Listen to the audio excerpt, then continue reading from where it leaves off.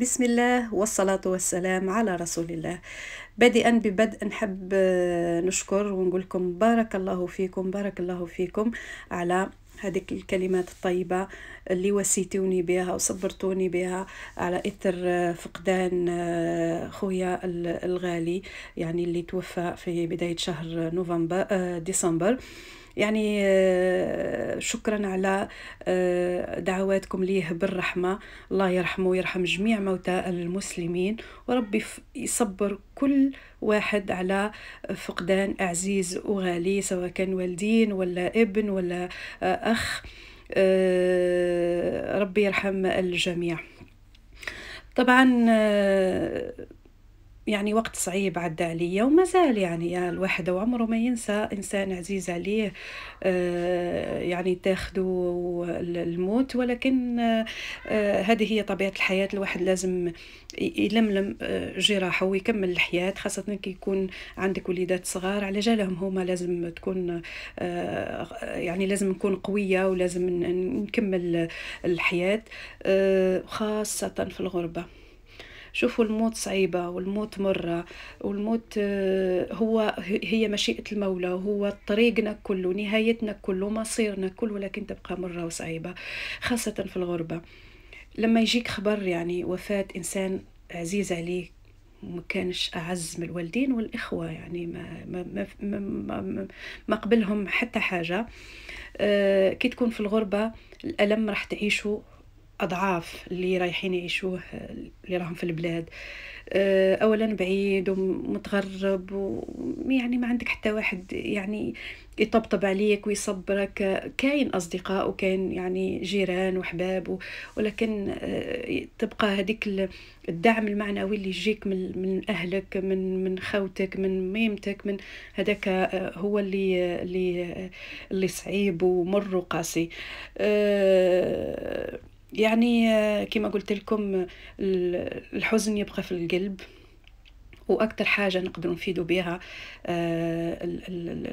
المتوفي فقدناه وعزيز وغالي، يعني غيبت علينا الموت، هما الدعاء الصالح والصدقة، هي أكثر حاجة تفيد الميت. هنا شوفوا هاد الأجواء اللي راني ننقل لكم فيها، بما أنه شاركتوني أوقاتي الصعيبة والقاسية، حبيت نشارككم أيضا أوقات شوية فيها نوع من الفرحة اللي حبيت نخلقها في البيت على جال وليداتي. لو 23 ديسمبر كان عيد ميلادي، يعني 23 ديسمبر، وهما من نوفمبر وهما يوجدوا يخطوا كيفاش نقدروا نديروا حاجة مفاجأة لماما. فما حبيتش نكسر بخاطرهم، ومشيت معاهم في الخط ووجدنا حاجات يعني بسيطة، حاجات متواضعة، ولكن الأهم هو أنه قدرت نضفي ولا ضفينا كل، وخاصة وليداتي وراجلي هما اللي كانوا متحمسين للشهادة باش يخرجوني من هذيك الحالة النفسية الصعيبة اللي كنت نمر بها. فما حبيتش نحشمهم، ما حبيتش يعني نفزد عليهم هذيك الفرحة، وحضرت معاهم ووجدنا ودرنا يعني نهار مليح. والأهم من هذا كل يعني الصح ماشي في الماكلة والشراب والشي اللي نوجدوه والشي اللي نطيبوه، خاطر احنا رانا ناكلوا ونشربوا ونصرفوا العام كل. لكن المغزى والحاجة اللي فرحتني أكتر هي الفرحة اللي شفتها في عينيهم، والفرحة اللي شافوها هما في عيني، يعني فرحتهم وفرحوني، ربي يخليهم ليا. خاصة أنا أولادي شوية هكا يعني متعلقين بيا وباباهم بصفة كبيرة، يعني وهذا شيء طبيعي عند الوليدات الكل، يعني يتعلقوا بوالديهم، خاصة الأولاد اللي يكونوا في الغربة. أنا أولادي هنا مساكن ما عندهمش لا عمة لا خالة لا جد لا جدة، يعني أنا باباهم احنا هما العالم تاعهم. احنا الأب والأم والعمة والخالة والعائلة كل. على هذيك هما متعلقين بينا بصفة كبيرة. فالواحد على جال ولاده لازم يستجمع قوته ويعني وما يبينش هذاك الضعف وهذاك الحزن وهذاك الانكسار. ما يبينهم، يعني ما يبينوش ليهم، لخاطر هما صغار ويتأثروا حساسين، واي حاجه يعيشوها في الصغر راح تبقى معاهم في الكبر. على هذيك نحاول يعني، ولا كلنا كأمهات خاصة المتغربين نحاولوا من نوريو لهم غير الحاجة الباهية، غير الحاجة المليحة. ويبقى كما قلت لكم اللي فارقونا راهم مازالهم حيين بيناتنا. نتفكروهم بالدعاء الصالح، بالصداقات. وبما أنه نحكيو على الدعاء، فنتمنى أنه كل واحد تقع عينه على هذا الفيديو أنه يترحم على خويا، على بابا، على كل عزيز وغالي فقدناه، على جميع موتى المسلمين. ربي يرحم الجميع، وربي يصبرني ويصبركم ويصبر كل واحد يعني